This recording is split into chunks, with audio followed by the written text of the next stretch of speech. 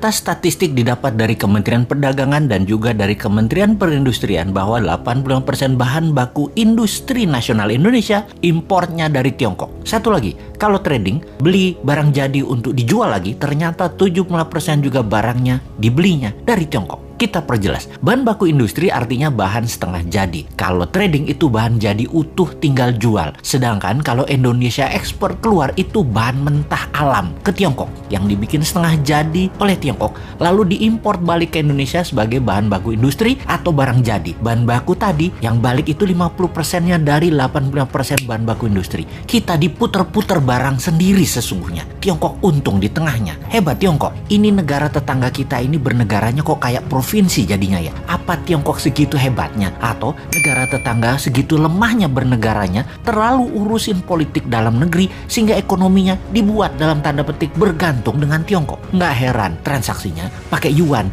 Baru ngeh saya juga. Multi currency atau mata uang yang berlaku di banyak negara seperti yen, dolar, dan euro memang tidak diperlukan kalau kayak gitu. Ya itulah kenapa istilah provinsi itu muncul. Timur nih, kalau Newman yang pegang mandat, 90% kebutuhan negaranya tergantung rupiah dan barang dari Indonesia. Jadi tanpa perlu diintegrasi penyatuan kembali Timur ke wilayah Indonesia, ya Timur sudah jadi provinsi lagi. Sama seperti Gajah Mada menyatukan Nusantara juga bukan pakai military approach, tetapi pakai economic approach, pakai emasnya Majapahit. Atau istilah ini adalah semua dalam buku Akademi Militer, namanya kolonialisasi 5.0, seperti yang dilakukan oleh Tiongkok. Kolonialisasi 5.0 pakai yuannya Tiongkok. Itu adalah economic approach. Negara tetangga itu jadinya ya kalah diplomasi, kalah strategi, kalah ekonomi, puncaknya ya kalah kedaulatan.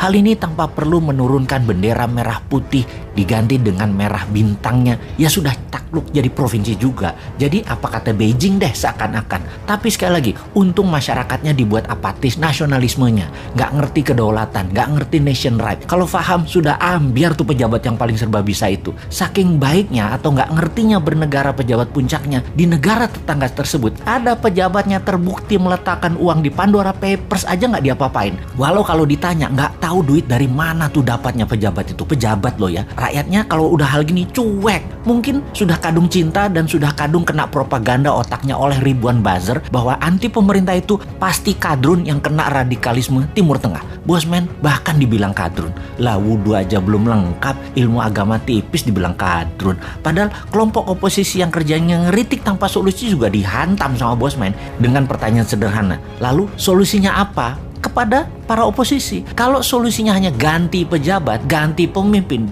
sama aja nanti. Pasti bingung juga dan hutang lagi ketika penggantinya baru pejabat dari sisi oposisi. Sama pasti. Jadi bagaimana mengembalikan kedaulatan bernegara tanpa bergantung kepada satu negara yang saat ini menjadikan negara tetangga provinsinya Tiongkok. Secara terselubung, ya terus dibungkus rapih dengan kebinekaan saat ini. Sahabat, buka pikiran putra-putri bangsa Indonesia dengan melihat dunia. Mereka kita buat tinggal di Eropa, tinggal di Amerika Utara, tinggal di Amerika Selatan, di ASEAN dan negara Asia Timur. 5 tahun pertama minimum mereka tinggal 2 tahun untuk ambil kursus apa saja. Juga ambil ilmu kekinian di berbagai belahan dunia. Kirim 10 juta putra-putri terbaik untuk mendapatkan ilmu, mendapatkan jaringan dan pengalaman hidup di berbagai negara yang ekonominya lebih maju dari Indonesia. Di tanah air, sekolah ubah kurikulumnya. Bukan 6 tahun SD, 3 tahun SMP, 3 tahun SMA, total 12 tahun, tapi ubah hanya 10 tahun. Nggak ada yang namanya SD, SMP, SMA. Yang ada hanya sekolah pratama atau primary school, kemudian sekolah kejuruan, universitas, sekolah tinggi,